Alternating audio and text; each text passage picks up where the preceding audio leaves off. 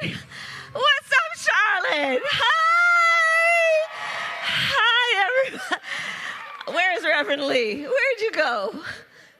Thank you, Reverend Lee. I agree. If you love, there you are. If you love somebody, tell them to vote. And I love you, so please vote. Oh, it's so good to be here, Mayor. Thank you, Mayor Lyles. Thank you. It was so good to see your granddaughter, too. Thank you. There she is right there. It's all about our babies. And Alma Adams, my goodness. Just, you are a sister, a friend, a mentor. You encourage me every step of the way, and you are always there for me. Thank you, North Carolina, for the leaders that you have elected, the leaders that you bring to speak not only about the concerns and the needs of the great state of North Carolina, but they are national leaders. So I want to thank you for that. It's so good to be with you. We have 13 days to go. 13 days to go and not a minute to spare. Not a minute to spare. And there is so much at stake. There's so much at stake. You know, here's the thing. The reason that we are all here together right now is because we love our country. We love our country, imperfect though it may be, flawed though it may be. We love our country, and we know that this country we love and its democracy that we hold so dear, yes, it has taken a little bit of a beating with you know who, but what we know is our democracy and the strength of it will always be a function of our preparedness and willingness to fight for it. That's what makes our democracy strong. It's not a building. It's not someone. It is us, the people. We, the people. When we stand up, when we come out, and say we are going to fight because we love our country and we will fight for the soul of our country like Joe Biden says, then we know we are strong and we know we will win.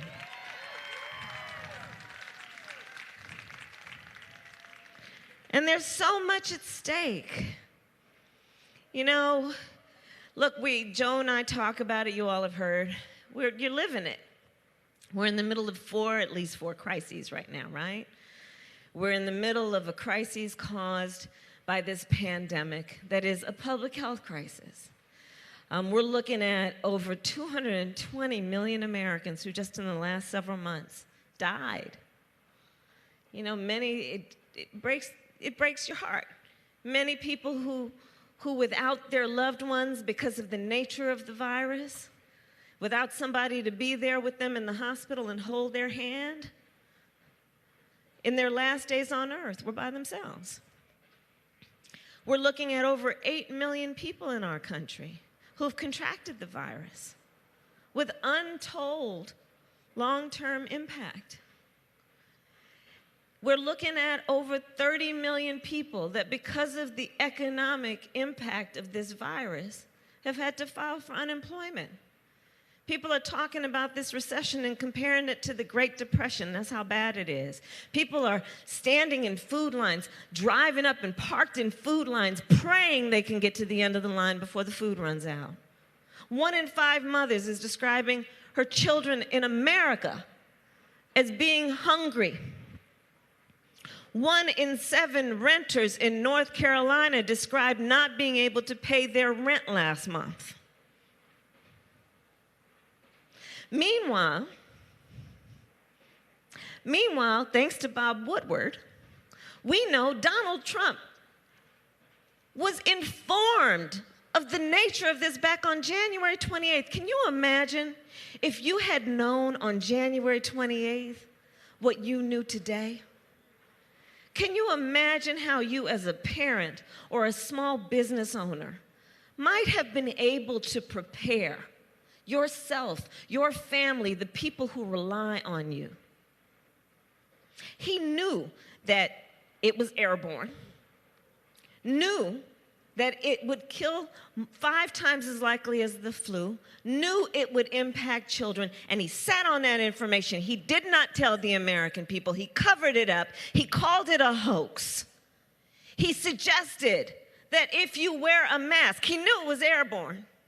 If you wear a mask, well, in Donald Trump's mind, there's a ledger, and you're on one side of the ledger, his side of the ledger. If you don't wear a mask, you're on another side of the ledger. If you do. And remember, the President of the United States is the Commander-in-Chief of the United States, who is supposed to have as his first priority the health and well-being of the American people.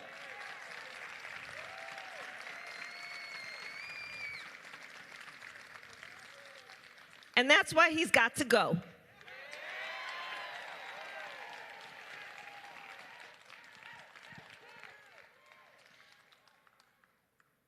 We're looking at these 4 crises taking place at once. We're looking at the public health crisis, the economic crisis, the long overdue national reckoning on racial injustice. By the way, let's not forget, on the topic of you-know-who, that he stood on that debate stage, last debate, with the great Joe Biden, and refused to condemn white supremacists. Said, stand back and stand by. People have been asking me, journalists, well, do you think he's a racist? Yes. Yes, I do. And there's a pattern here. Because I don't say that lightly. One should never say that lightly. But there's a pattern here. Think back to Charlottesville, where people were peacefully protesting on the issue of racial injustice. A young woman was killed. And on the other side, you had a group of neo-Nazis that were carrying tiki torches and shouting racial epithets, anti-Semitic slurs, wearing swastikas. And the President of the United States of America said, find people on both sides. Call Mexican people rapists and criminals. A Muslim ban is one of his first acts when he got in office. We're dealing with so many crises. We're dealing with the climate crisis. I did an event earlier, so I'm here in North Carolina, but in between I'm also doing virtual events. So just a minute ago, yes, I'm here, but in a minute ago I was in the state of Washington and Oregon, California, doing an event with folks, letting them know, by the way, that I was here with you. The climate crisis, where up and down the west coast of the United States, neighborhoods are on fire with these wildfires. You look at the coastal states, battered by the storms. Look in the Midwest, farmers have lost entire seasons of crops because of the floods. And when Donald Trump was asked, so, about the wildfires, scientists are saying this and that about the connection with the climate crisis and these fires. You know what the President of the United States said? Science doesn't know. Brother, what was he talking about? Science doesn't know. The President of the United States on an issue that represents an existential threat to who we are as a species. We are in the midst of so much that demands true and real leadership. And that's why we're about to elect Joe Biden President of the United States.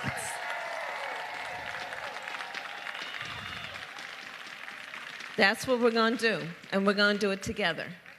And we've got 13 days to get this done. We've got 13 days to stand up and speak loudly about who we really are as Americans and as a country. We are going to stand with Joe Biden because, you see, Joe knows that when we're talking, for example, about the economy, if you ask Donald Trump, how's the economy doing, he'll say, great, right? Then you ask, well, how so would you measure the greatness of this so-called economy of yours? And he'll talk about the stock market. He'll talk about how rich people are doing. That's why they passed that tax bill benefiting the top 1% and the biggest corporations in America. You ask Joe Biden, how's the economy doing? And Joe Biden will say, well, let's talk about how American working people are doing, how are American families doing. That's how Joe Biden measures the success of the economy, which is why, as a first order of business, we will get rid of that tax cut benefiting the top 1% and the biggest corporations in America. Which is why we will not increase taxes on anyone making less than $400,000 a year. Which is why we will say that working families should not pay more than 7% of your income in child care. Which is why we will say we know that home ownership is one of the greatest ways that any family can grow their wealth and intergenerational wealth. And so there will be a $15,000 tax credit for new home buyers to help you with that down payment and closing costs. That's what a Biden-Harris administration will do when we talk about what we need to do to address this economy. Let's talk about health care, shall we? Let's talk. We're in the midst of a public health crisis. An old boy is in court with his boy Bill Barr, trying to sue to get rid of the Affordable Care Act. Because you see, from the time he was running, and even before when he denied the legitimacy of America's first black president, he has been weirdly obsessed with trying to get rid of whatever Barack Obama and Joe Biden created. It's a weird obsession. We don't need presidents with weird obsessions. And so he's in court right now, trying to get rid of the Affordable Care Act that President Obama and Vice President Biden pushed through that brought health care to over 20 million people that didn't have it. The Affordable Care Act that said it's not right to deny people with pre-existing conditions like diabetes, like high blood pressure, like breast cancer. It's not right to deny them coverage because they have a pre-existing condition. So the Affordable Care Act said insurance companies can't do that any longer. And the people wanted it. But remember history, recent history.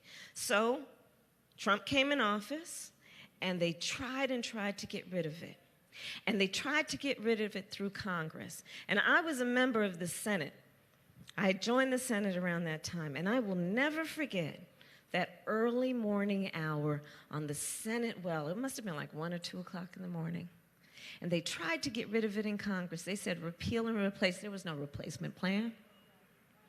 But the American people have been coming, walking the halls of Congress from everywhere, from North Carolina, from everywhere, saying, don't mess with our health care. And then at around 2 o'clock in the morning, the late, great John McCain said, no, you don't. No, you don't. So they tried to do it in Congress. They failed because the people spoke. Now they're trying to do it in the courts. On the other hand, you have Joe Biden, who is saying, let's build on the success of the Affordable Care Act. We're going to expand health coverage.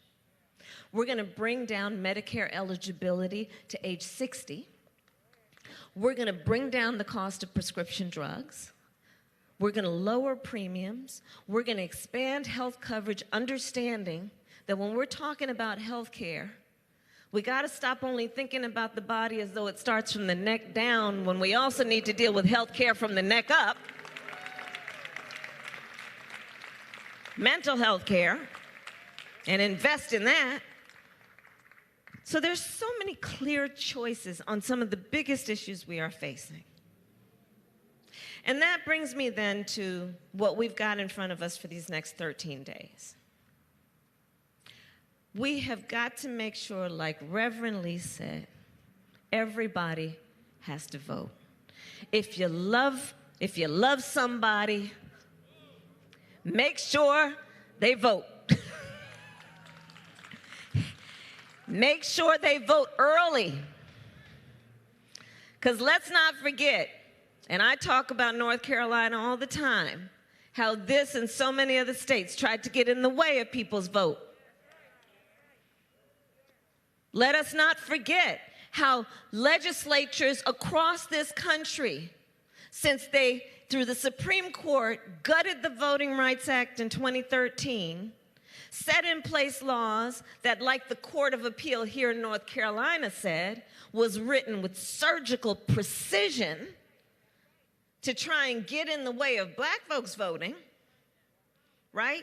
Let's not forget what's going on around our country. Let's not forget that the President of the United States at that last debate stood on a stage in front of 70 million Americans and openly encouraged the suppression of the vote. Let's not forget that.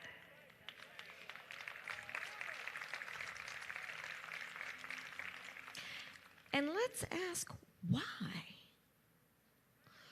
Why are all these powerful people around the country passing these laws to try and confuse us, to try and get rid of drop boxes for people to drop off ballots, trying to make people have to fill out 2 different envelopes and have somebody else sign it, trying to mess with the post office. The post office!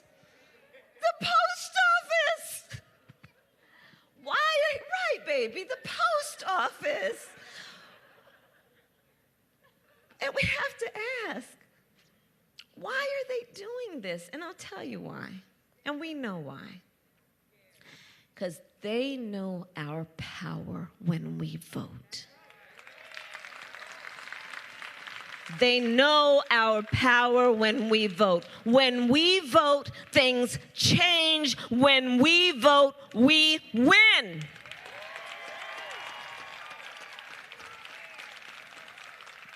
So let us not let anybody ever take our power from us. We know our power. And so my final point is this. This moment will pass. It will pass.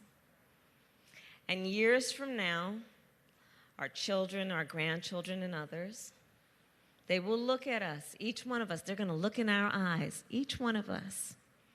And they will ask us, where were you at that moment?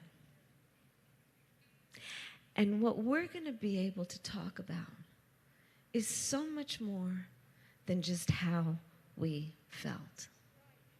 We are going to tell them what we did. We are going to tell them we were hanging out in this beautiful field. We're going to tell them we were just hanging out together on this beautiful night in Charlotte. We're going to tell them about how we organized folks. We're going to tell them about how we voted early. We're going to tell them about how we talked to our neighbors and our friends and our coworkers about what's at stake. We are going to tell them that we stood up and we fought for our country because we love our country and we are better than this. We will tell them we elected Joe Biden president of the United States.